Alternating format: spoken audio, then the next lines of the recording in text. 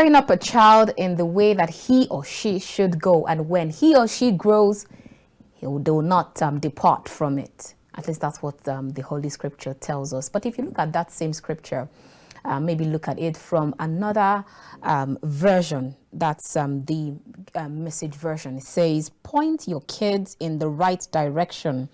When they're old, they won't be lost. And that's absolutely spot on. All right, let's not take it to the religious angle. Let's just go to other side. And then when you look at taking a cue from what Mahatma Gandhi once said, he said that by education, I mean all round drawing out of the best in the child and man, body, mind, and spirit. Okay, my next quote will be from Stacia Chasha, who once said, we worry about what a child will become tomorrow, yet we forget that he is someone today. My next one will be from Jim Hansen, who once said, kids don't remember what you try to teach them. They remember what you are. And I agree with that one. I'll take my last one. And this one is from Howard Bragg, who once said, teaching is not about answering questions, but about raising questions, opening doors for them in places that they could not imagine. If you are new to conversation, then this, when we take our quotes, that's just a way to push forward or tell you what our topic of discussion is. But if you're not new, you already know that that's where we're heading today. Very warm greetings and welcome to The Conversation, reaching you from KAFTAN's television studio here in the nation's capital, Abuja. I am Annabelle Oji. Tonight, we'll turn our attention to anti-bullying activities, especially from the school. We'll talk about parents, starting from the home or maybe from the community down to the homes and then school. What exactly should be done to ameliorate the situation? Is it something that can actually be obliterated immediately, or it's a work in progress? All right, we'll definitely find out. That my guest on the show tonight is Austin Ogbeide, who is the head of school at Greenridge Academy here in the city of Abuja. And we'll be talking about anti-bullying activities, how it started, and what can be done to stop that menace. Great to have you on the show, Austin. Happy to be here. Thank you for coming. All right, so let me first start by breaking the ice first with regards to anti-bullying activities. I would have loved to just go straight, because the video that went viral a few days ago, it has really touched it has raised quite a number of questions, both off and on social media space. But let me start by asking you, who should be blamed when you talk about when a child is a bully? Is it from the community or from the school or the home? Because I remember while we're growing up, they always tell you that it takes a community to raise a child. But I don't know if that happens again in today's these new, I don't want to say Gen Z children, but at least this new generation of children. I don't know if that still applies. But then while we were growing up, if you was found doing something wrong, your mom does not need to know yet from where she is. The neighbors, the community people will quickly give her a call, and then she'll just appear from nowhere. So if a child grows up to be a bully, where should we start looking or checking from? Well, if you ask me, I would start from the home front. Okay. It's popular saying that charity begins at home. Right. And when a child becomes a bully or shows those bullying tendencies, if it's first not picked up from the home front, and or the child gets away with it, or it's trivialized, they end up becoming a menace, as it were, if unchecked. So the parents are to blame, but they're not the only parties in this. Okay. The school has a role to play. The community, like you mentioned earlier, has a role to play. But the parents primarily, because that's where the child is coming from. Okay. That's where it starts from, the home. So the parents would actually share in that blame. So is it safe to say then that if I find a child who is a bully, I should just go straight to know that the parent has a fault here? Usually, yes, you actually have to look in that angle, because there are times that we always think that, oh, the bully is the bad guy here. There are times that the bully could also be a victim. Maybe, yes, it's all about the environment. Maybe this person who is bullying someone else in school is being bullied at home, is being looked down on at home, is being ignored at home. So at times it might even be something that is reactionary. So that's why the home has a very, very huge part to play. Parents have a huge part to play. Yes, it wouldn't be out of place to look in the direction of the parents if you have a child who has engaged in bullying activities for a while. All right, now so let's understand first, who is a bully and how do I spot a bully, especially as a parent? Okay, bullying in itself is an aggressive behavior. You know, it's a vice. And then what makes it very impactful, or should I say dangerous, is that it happens frequently.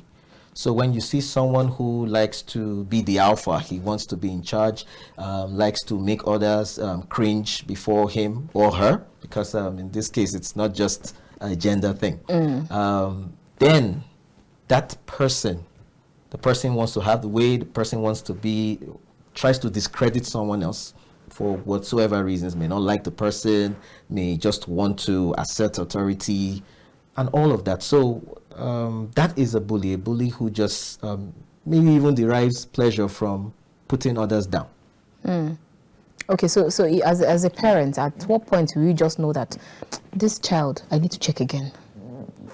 Yeah, the idea is this: if there is proper correspondence between parents and the school, yes, and if the parents are pretty observant, you know, you would see they actually show these tendencies, they show these behaviors, because the child who is in school is also a member of a neighborhood, is maybe living on an estate.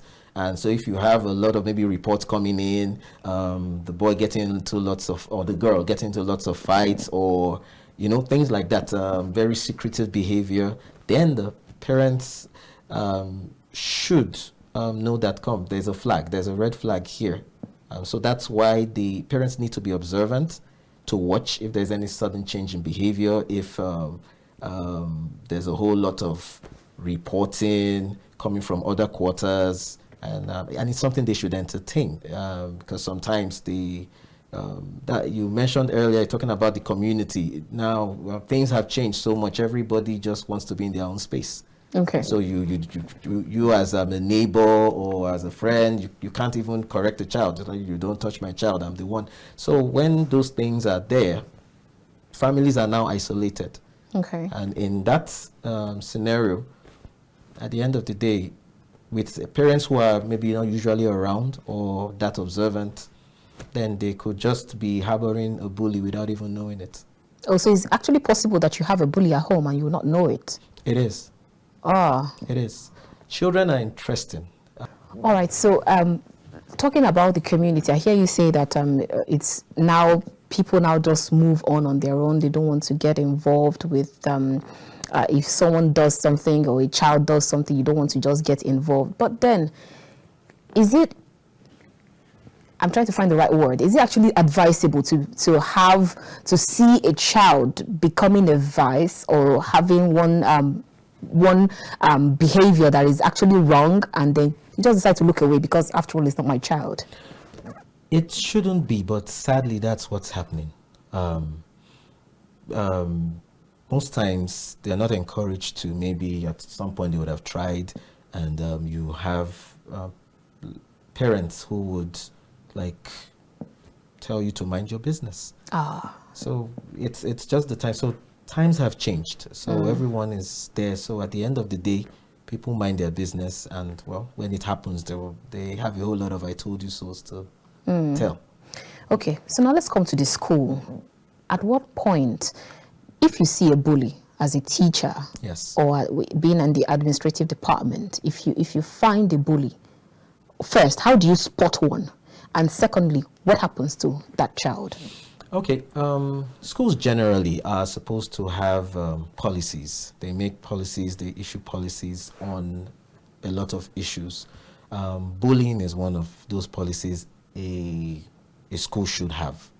And they should have that policy, and it should be made known and communicated effectively and clearly to parents, to the children, that's the students, and even to staff, and there should also be procedures in place, on how to spot. That's procedures that have, that involves trainings on how to spot a bully, because there are different forms of bullying. The physical one is the one that is always glaring and all of that, but there are others that are equally as bad or even more dangerous, social, emotional, verbal, and things like that. So you see somebody who likes to be in charge, somebody who usually maybe is also based on size. Size to an extent plays a role. Okay. I'm biggest, I'm the oldest, right. I want to be respected and all of that. So that's especially for physical bullying. Size plays a role.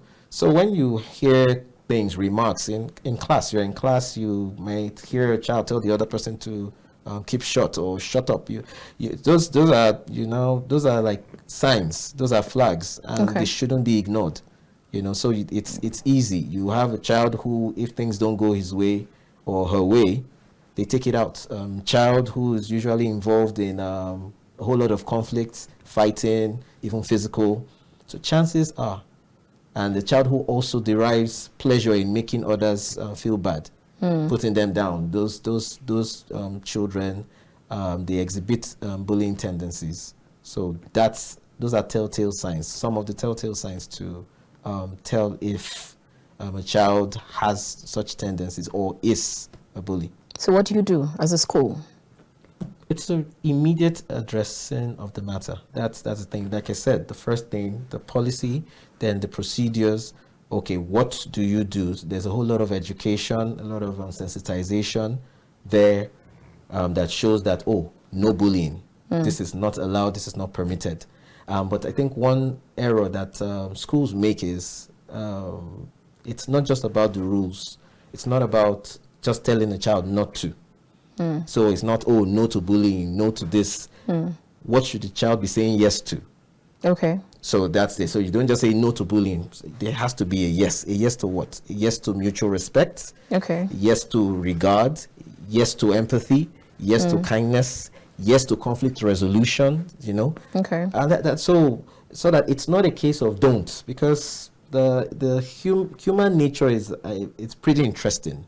It's usually what you tell people not to do that they attempt. You see a sign, no thoroughfare, that's where everyone is going through. You see a sign, post no bill. All the bills are there. So when you look at that, or the very popular one, do not urinate. At the end of the day, that's the spot. So why not create that alternative? Okay, if you're saying don't do it here, why not get a public toilet and everything? So schools should. What should you be doing instead?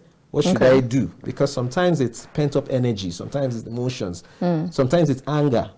So there should be those procedures put in place to actually help. So my school, for instance, we have assemblies, and they are character-based assemblies. We treat certain characteristics based on our core values. Okay. Core values of respect, love, empathy, discipline.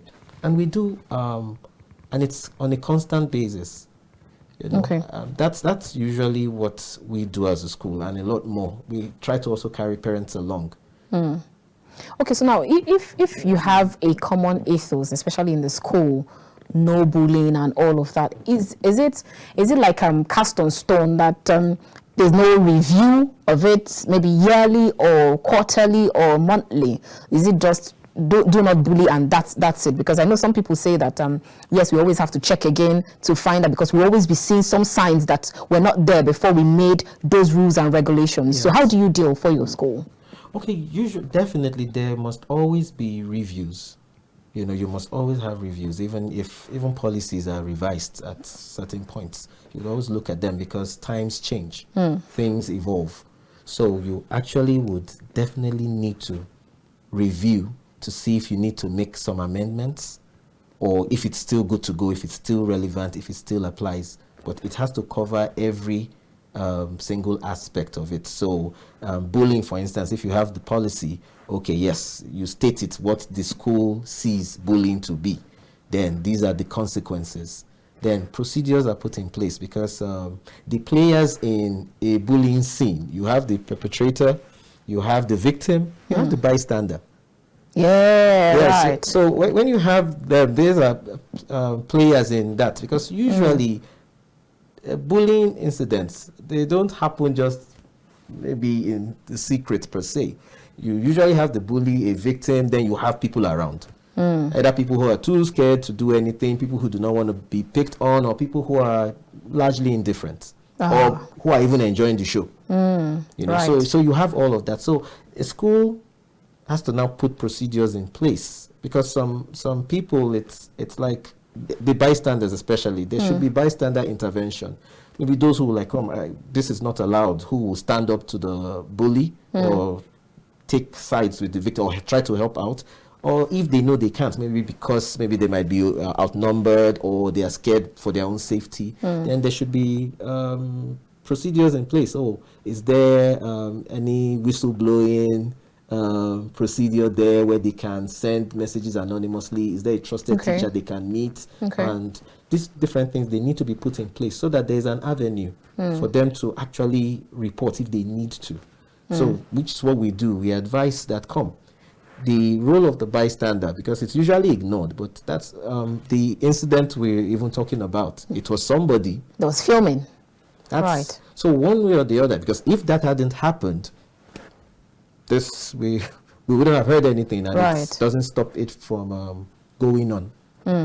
Okay, so now what then should be the punitive measure for all? You talked about the people that are in this circle, yes, both the bully, the victim, and the bystander, because now you have someone who was filming and enjoying the show and then even decide to put it on social media, and then some people will say that one is even the bully himself and not the person throwing the slaps on the victim. So is there a punitive measure? Does it go around for everybody? And what is the punitive measure? I hear some people say that for that video, what happened, just expel those children. But then in my mind, I'm thinking, if you expel them, you're still sending them back somewhere again. Of course, of course. There shouldn't be punitive measures, because by and large, they are children. At the end of the day, by and large, they're children. Maybe overindulged children, maybe entitled children. Because sometimes children only just reflect what's happening at home. You know, so even if the school is going to discipline them, you know, expulsion, like you said, doesn't solve the problem. It has to be reformative, because like I mentioned, these sets of people, in one way or the other, are victims. Yeah, you might have the bystanders who are enjoying the show. You might have those who are hurting, but they are too scared to do anything about it. So they are also traumatized. The victim, obviously. Then even that bully might be reacting to something he or she may have been experiencing at home. Or it's just a viewpoint. You have, usually they would say the higher mighty in the society now, they don't put checks on their children and all of that. So the children are very aware of who their parents are, and they flaunt it. That's why even sometimes some staff are like pretty wary to step in, because it's a case of, do you know who my father is? Oh, right. So there's some form of entitlement, like, and that shouldn't be entertained in a school. Okay. And two, shouldn't be encouraged at home.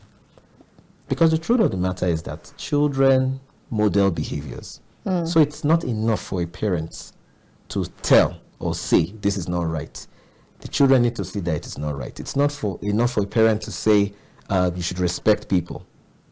It's for them to see that you respect your spouse, you respect your domestic staff. You don't scream at them, you don't hit them, you know, things like that. When they see it, they know this isn't right.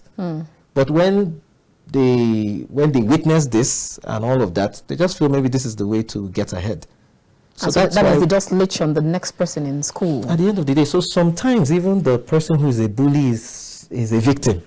You know, so that's why whatever the punishment, it should be reformative. They should receive counseling, you know, and rehabilitation, as it were. Like, even if this child is suspended, the child shouldn't be sent home to go and watch DSTV.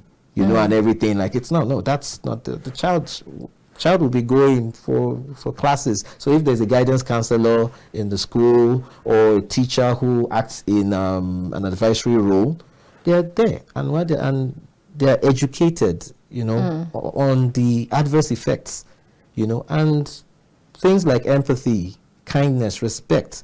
So those are now reiterated to them. So they now see, and sometimes it's even based on anger management. All they need is anger management. Some can't just hold their tempers. When someone stands up to them, they can't. So some of them will need therapy. So when you teach them how to manage their anger, how to resolve conflicts without it escalating, now those are things that, so it's not, I don't think anyone should be banished, and because technically, like you said, it's expelled from one school, it goes to another school to continue. Might even get worse. Yeah. Okay, so because you talked about the therapy, now, if, let's say for a child who is a bully, and then you tell the person, go for therapy, go for counseling, go for reformative measures and all of that, and then I want to ask in this question, let's say, for example, if I am the bully, and then you ask me to go for therapy so I can stop bullying other persons because bullying is wrong, why do you think, if I feel like a boss when I do that, and then you ask me to stop, why should I stop? First and foremost, it's not, as it were, an advice. It's part of the corrective measures that you set as a school.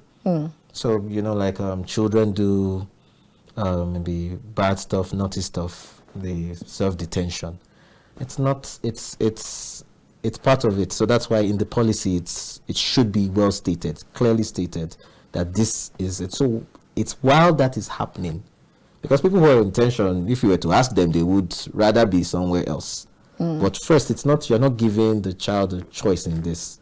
Okay. So because it's still part of the discipline that you do. So the child could be carrying out a particular task. But while that is happening, because, you know, like regularly prisons and other, they are seen as rehabilitating facilities. Right. The idea is you are there, you are serving your time, but they are introducing things to make you, or give you an better alternative, an option, get you better. So maybe the time is just to help you think about what you've done and get to see that this wasn't really right, this and all of that. So at the end of the day, that's what it's meant to be. So where you need to, like, you have to find out, because there are underlying issues. There could be underlying issues. The guy who's the bully is because, like you said, it might be a good feeling and everything. So for him to know, like, okay, let's try empathy. Empathy, when you put yourself in the person's shoes, imagine if this was you. Imagine if a bigger child were to come in and did this to you.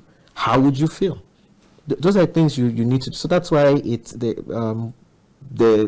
good to have counselors, you know, who will be able to get through.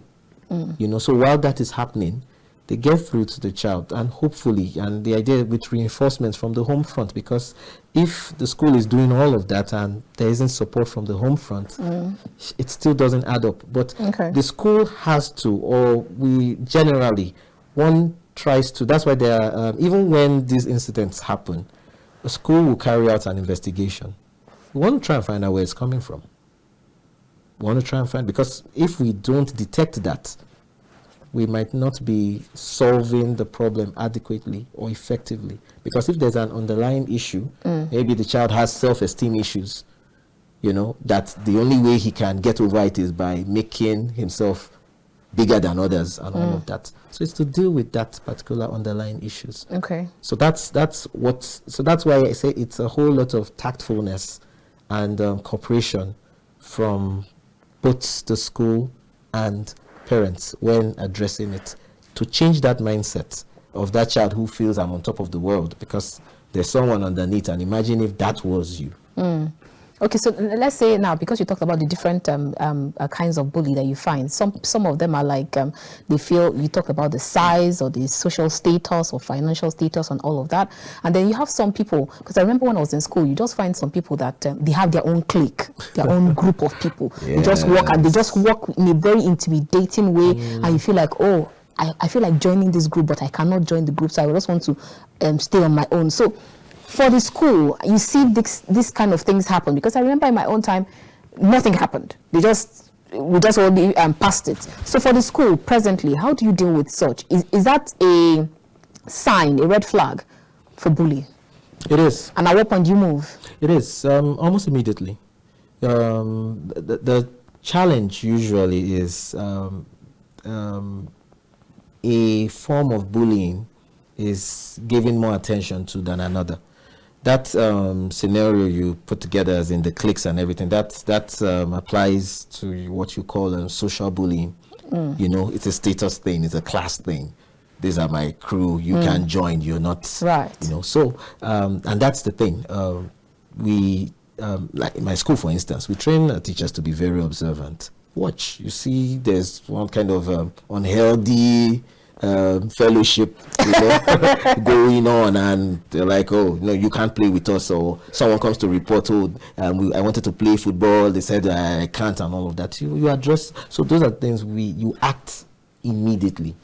Okay. So the idea is that you don't give it time to grow. Okay. Don't look at it as one of those things. The idea is that after the school, first and foremost, we create an all-inclusive environment. Okay. Nobody is better than the other person. We are all here, same purpose, to learn, to get better. So has nothing to do with the status of your parents. If your parents, governors, presidents, and the fact that you're here.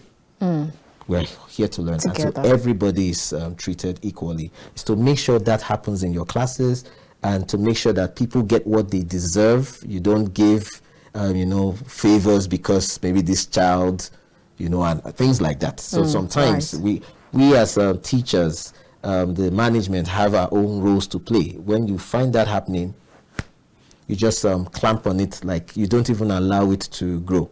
Oh. Once you hear about it, you observe it, you notice someone tells you, immediately you swing into action. And that's one way to save a bad situation. All right.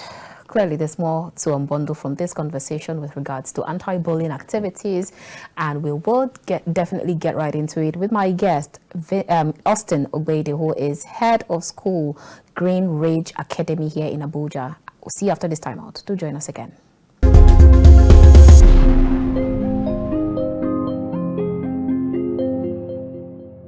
If you just joined us, this is The Conversation, reaching you from KAFTAN's television studio here in the nation's capital, Abuja. If you just joined us, you've actually missed out on the first part of the show, but then you can still join in the second part, as my guest on the show today is Austin Ogbeide, who is the head of school at Greenridge Academy here in Abuja.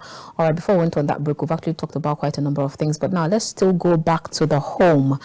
What kind of mentoring, or what kind of learning do children get from the home? Is it, or do you think that, especially for the victims now, let's talk about the victims, what kind of mentoring do they get? Is it when they slap you in one face, turn it to the other side of the cheek and receive another slap?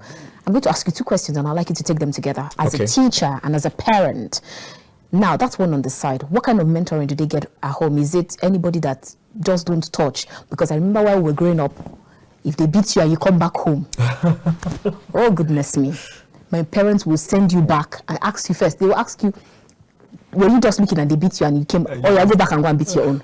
So what is it that they learn today? That's one on the side. And then secondly, I'm going to ask you this question as a parent. And the reason why I actually wanted, I didn't want to look at it in the religious angle as a parent now. If you were at home and you were watching that social media video, I would ask my producer to play it, and you see your child being the one bullied, slapped around that way, what comes to your mind first, and what would you do? It's heartbreaking, you know, because I actually watched it, and I was pained. Like so I can picture a parent watching his daughter or son receiving that. It's heartbreaking, but that's the sad thing. Sometimes even the victims, you know, it doesn't seem like maybe that was the first time it may have happened to that girl, you know. So first thing one should do at the home is the home should be the safe space. The home should be a sanctuary. The home should be a non-judgment zone. Where because that's usually what happens. Children who are victims are usually quiet.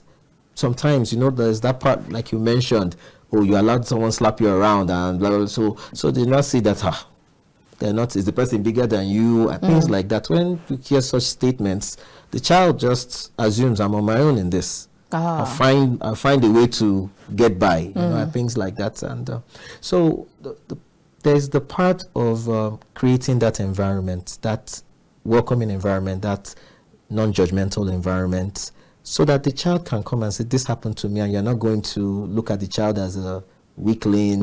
Or they didn't represent the family well, or in my days. You can't, the days are different, you know, things like that. And you would also need to model. It's the thing, model these behaviors that you want to see. You should have the talks. Families don't talk anymore. You know, and because they don't talk anymore, you don't really know what's up. You don't know what's happening. Children come home, parents are still at work. They go to bed, chances are they don't see them. Maybe they see it weekends. Weekends, the parents go hiking, or they just all go out. And, you know, it's because of all these gaps. So you don't even notice when something has changed. The bubbly child has now become a recluse, is now introverted, and you can't just tell because you're not even there to observe these things, you know. Or the child knows that if I tell my daddy would scold me so there's no point, you know. And that's it, and that's where we fail our children, you know. Sometimes it's unintentional. It's not that, you know, parents they need to work. But the truth of the matter is that as much as important as the money is, so you can pay, the child needs you. That means they need your balance. They need that space. They need the home to be a sanctuary. They need that space to be able to say it, and they won't be judged. They wouldn't be seen as weaklings, or be told off, or should, like, go and solve your problems, things like that. So that's what parents can do. That environment, create that environment, and model the expected behaviors. Okay. Yes. Okay, so you've not touched on my question, Austin. Which of them? The second one. Okay. If you find out from social media and you see that it is your own child that is being slapped around, what is the first thing that you do immediately? Let's assume let's assume it's a boarding school. Right. I'm going there. Yeah, I'm going to pick her. I'm going to come home. That's the first thing. Yeah, like, you know, I'm bringing her home. Because the first. So are you shutting down the school? Are you suing, or just bring her home? And No. The first thing is to bring her home, because she's my primary concern. Right. You know, like, okay, just to be sure she's okay. And when I get her, then we'll definitely go and address the issue. Because one now I would definitely go to the school. Investigations must be carried out. So there's really no point saying, I would sue you. You don't know how long this has happened. You need to find things out and all of that. Yes, you definitely will call the school out on that, you know. But you would also, maybe because of the experience I have, maybe that's why. But if as a parent who may not be enlightened, I would, raise the roof and, you know, and all of that. But as a parent who also knows that this might not be the first time this is happening, that this person who is, in quotes, the bully might be a victim or an over-entitled individual, and then so that you can pass, in quote, the blame to the right people. Now, we're not saying the children or the child in question shouldn't be accountable, but if it's coming from somewhere where the child has been given an overestimation of himself or herself, then the people who should be blamed should be blamed. Like I said at the very beginning, the parents, the school, to an extent the community. Okay. You know, and so those two institutions, those must be before the child. The child, for me, technically is secondary. So you believe that when you see, let's say you see such video where a child is bullying another one, the first thing that comes, because I hear some people say, she's just a child. So is that the kind of is that what comes to your mind first? A child is a child. Let's let them act like a child. No. It's not that she actually is a child, and obviously may not know the full import. But the idea is that all I'm just saying is you don't jump into conclusions. Okay. You know, the fact that okay, I'm not saying the child goes scot-free as the parents, we hinge it on the parents. But no, the child would go through it, but we need to, the idea is to solve this problem. This child is going to grow up. If the child grows up with the wrong mentality, it becomes a bigger menace. Right. So the idea is that there has to be reformation in the works. So that's why we have to identify the parties that have failed, you know, and try to correct that issue. So I wouldn't say expel the child. I would say maybe suspend the child, not send the child home. There should be things carried out. There should be reformation activities carried out. The child should see a counselor, things like that. The parents too should go for counseling, you know, because if you trace it, it could come from there. Yes. So then what kind of parenting are you expecting to see, especially before they come to the school, the children are brought to the school? What kind of parenting do you like to see? The idea where you have the children understanding why they are going to school. Okay. You know, and understanding how they should comport themselves so that they can get the most out of the system. You know, because there are values. Every home should have a value system that they should uphold. So those values must be transferred. You know, sometimes, especially with children, it has to be repetitive. It's not once and for all. With my daughters, we have devotions every day. I go from based on my faith. I go from using biblical examples and everything to correct some of the right. the gaps and the issues, you know, that's happening with them.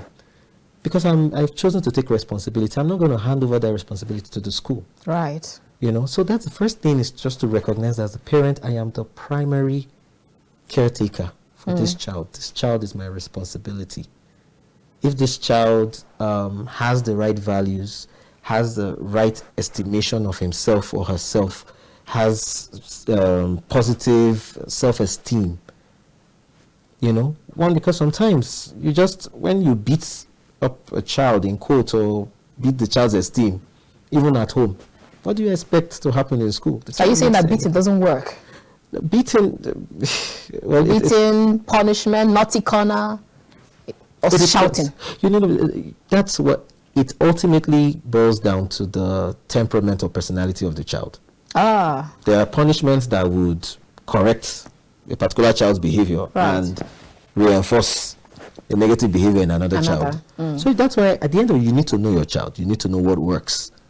You need to know that beating your child down, not just physically, even verbally. You know, when your child can do no good, you use some kind of names on your own child, and you expect these kind of things. It's just, these are just results. The child just reflects what usually happens. Now, I'm not saying children cannot devise things. I'm not exonerating them, but to a large extent, it still is our responsibility. Okay, so I remember talking to one of my brother who is in school, and then he told me a story about one of his classmates that they booked a ride, one of these private rides, and something happened.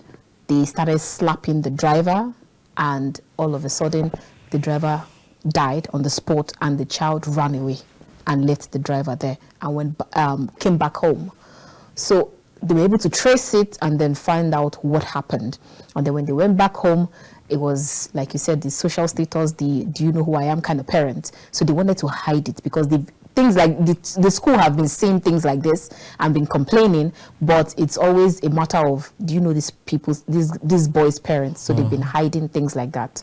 So now I'm asking, does that in any way, is there a link between domestic violence and bullying from the children? Because if you leave that boy to grow up and find out that my parents actually made me do this and escape, it means I can continue doing it in future. And then it means I can continue either hitting someone or hitting my wife. Is there any link? Because I was asking someone, this person that has this abusive behavior as an adult, it means probably he must have started it from when he was little and nobody checked it. But the person said no. So I'd like you to touch on it. Is there any link between domestic violence and bullying from the children? There actually is. Children who, well, not for every child, like I said, it depends on the personality, sometimes temperament of the child.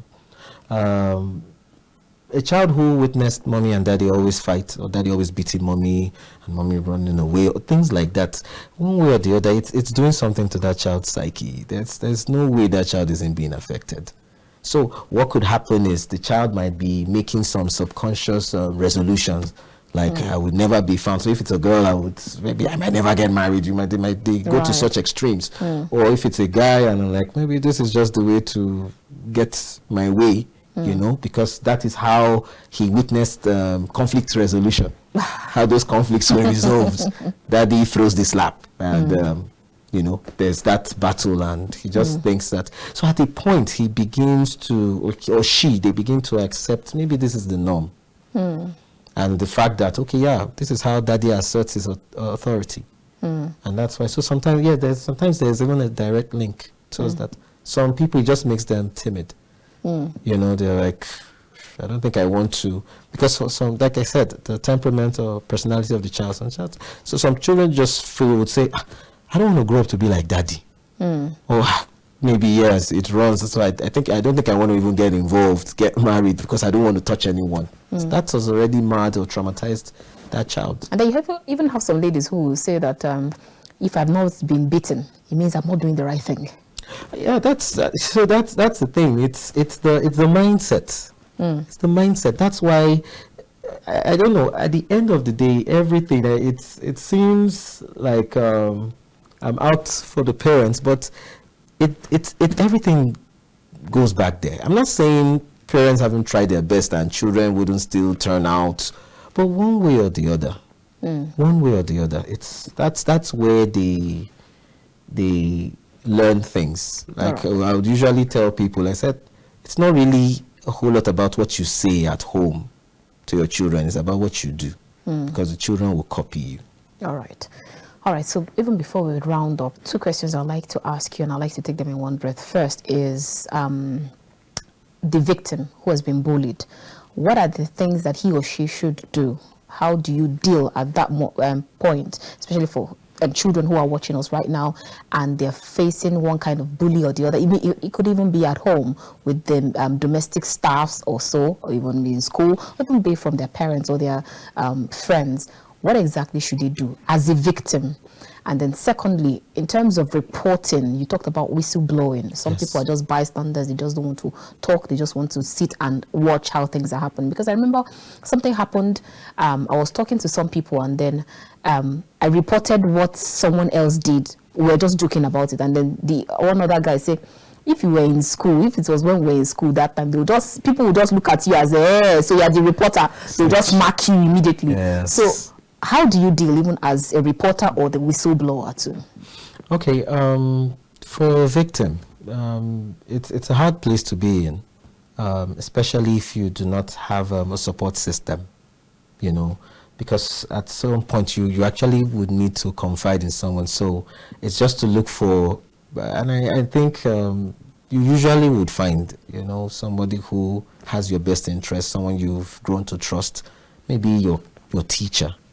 Someone who is like older, that's if you can't approach your parents, because that's what I'm saying. If I would advise, like, tell your parents, You know, that's the first thing. But if I can't also tell you how your parents would react, Right. you know, then I'm like, just tell your teacher. I'm just hoping and trusting that there's someone they can go to, but they shouldn't by all means die in silence.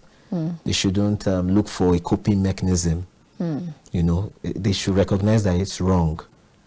You know, they should recognize that it's wrong, and they should actually look for help. Okay. They shouldn't get into depression or anything. I think that's the thing. So I think for me, it's even more of how they can be helped. Okay. Because it takes a toll on your self-esteem.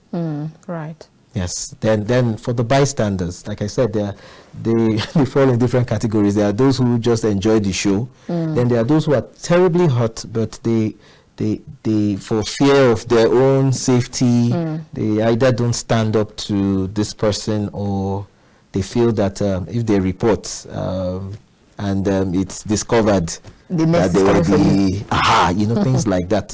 So for them, they should also show empathy. Okay. If this was you, if this was your sibling or your bosom friend, what would you do? Would you just take it? So one way or the other, that you have to take it upon yourself. That they should be. For me, the bystanders, they play a very important role. Okay. It is a responsibility. If they don't, then they have failed. They failed themselves. They failed that person who is being bullied. You know, so one way or the other. So an anonymous letter, telling that video, you know, showing it, telling them, because there's some of these bystanders who will go and tell their parents, and you know, and look at what happened to this. So some parents, so when they tell their parents, even if it in quotes isn't your child who is the victim, before there's someone, you stand up and like, let me go to that school. Come, this is what I heard. Investigate this. So one way or the other, that no one should keep silent. If you can stand up to that bully, if you can stand up for the person who is being bullied, please do. It is the right thing to do. You should recognize that it is a responsibility, and if you don't do it, it's you have just failed someone. You have just failed yourself. You've just failed society, and look for a way to do it. And that's why these other institutions should make it easy. So the idea of whistleblowing, nobody should know who did it. Right. Yes, because sometimes you need to protect these people. You know, so a school should have that. It should be very, very discreet, because there are some sensitive issues that when a school handles it has to be discreetly done. Very high level of confidentiality. You know, so that should happen. So once that system is in place and they can trust that system not to fail them, then you would have a lot more people coming out.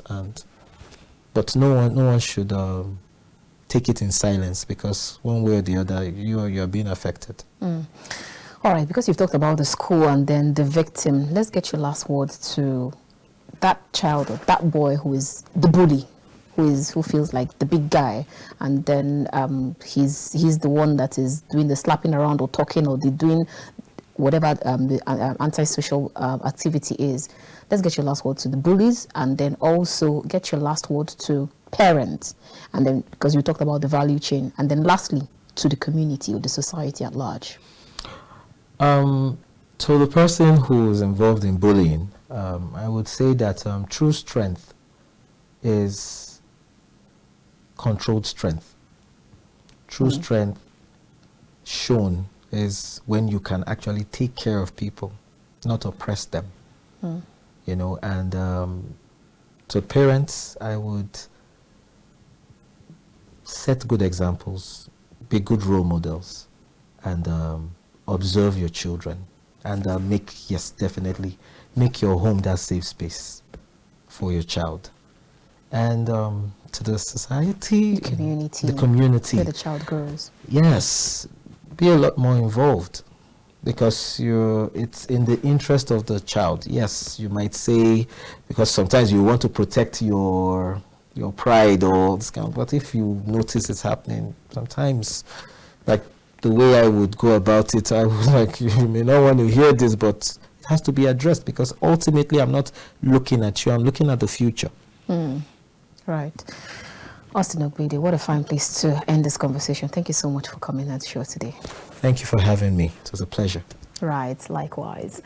All right, viewers, that's where we end this conversation for today. I'm sure you must have been rightly educated, entertained, and informed. Like he said, true strength lies when you have empathy and you help others, and not when you bring down others.